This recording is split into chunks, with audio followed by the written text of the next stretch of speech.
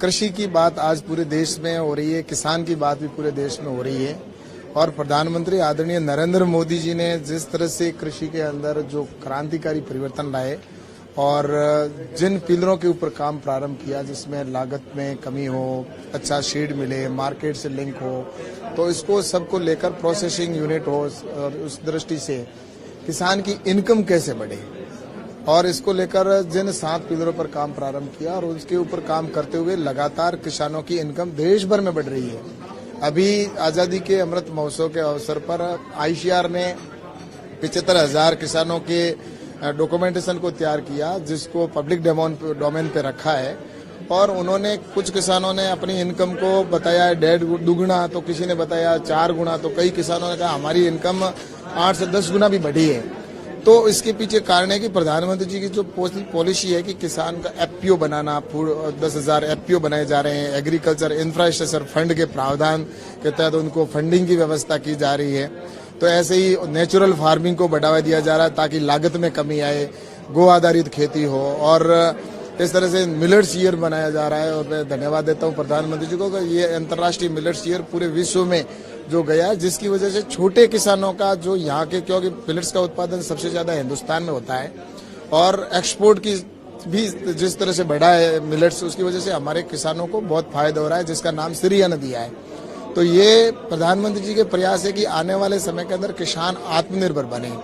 तो उसके लिए सरकार के विभिन्न प्रयासों के माध्यम से एक बजट को बढ़ाया। सबसे पहले तो कि जब तक कृषि का बजट ही नहीं बढ़ेगा तब तक किसान की इनकम कैसे बढ़ सकती है।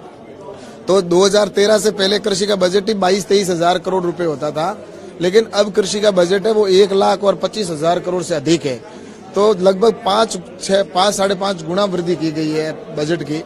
तो इसके पीछे उद्देश्य ये है कि किसानों की इनकम बढ़े, किसान आत्मनिर्भर हो और लगातार किसानों की प्रोग्रेस निश्चित रूप से प्रधानमंत्री नरेंद्र मोदी जी ने तत्व हो रही है। ऐसा है कि एग्रीकल्चर वैसे देखा जाए तो पूरा स्टेट का विषय होता है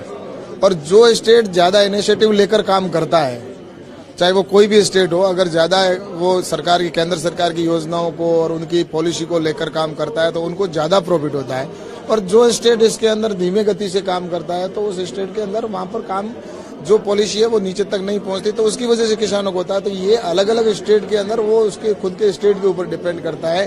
कि उसके अंदर चाहे उड़ीसा हो और चाहे वो कोई भी प्रदेश हो। हमारा लक्ष्य है कि पूरे देश के किसानों की इनकम बढ़े और इसके लिए राज्य सरकार को प्रयास करना चाहिए यहाँ पर भी कि केंद्र सरकार की जो स्कीमें हैं उन स्कीमों के माध्यम से जो 7 पिलर है, डबल इनकम से आगे जाने का लक्ष्य है, तो उनके ऊपर सरकार, केंद्र सरकार की ओर से तो प्रत्येक सपोर्ट है वो सभी स्टेटों को दिया जाता है। लेकिन उड़ीसा की सरकार है तो उसके अंदर भी मैं कहना चाहूंगा कि वो किसानों की समस्या है तो उनका समाधान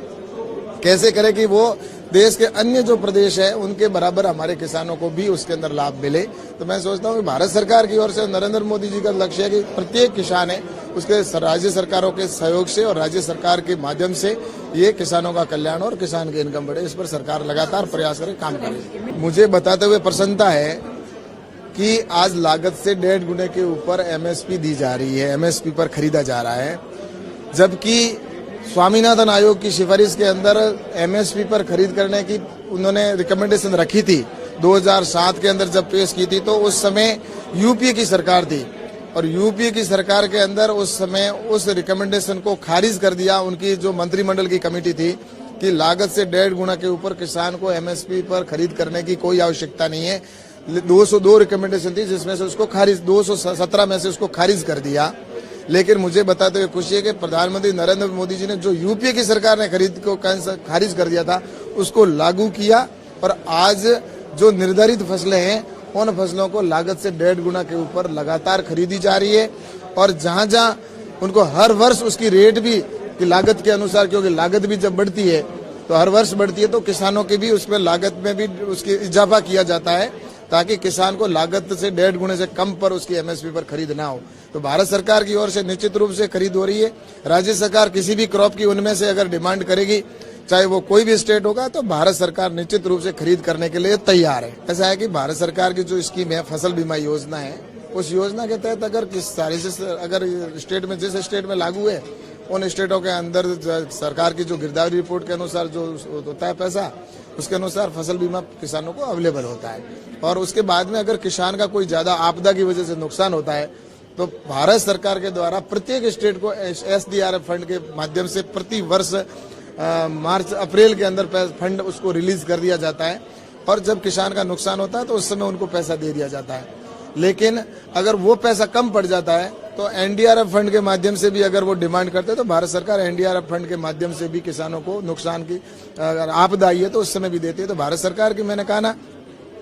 कि जो हमारे किसानों के लिए इनकम बढ़ाने के लिए जो भी प्रयास कर रहे हैं उसमें चाहे वो अगर कोई नुकसान हुआ है तो उसमें भी है और उत्पादन की दृष्टि से भी बढ़ाने के लिए रिसर्च का भी सहयोग करना है तो वो भी है और मार्केट लिंकिंग के लिए जो FPO बनाए जा रहे हैं तो किसान की अधिक इनकम मिले इस दिशा में नरेंद्र मोदी जी की सरकार के लगातार प्रयास जारी है।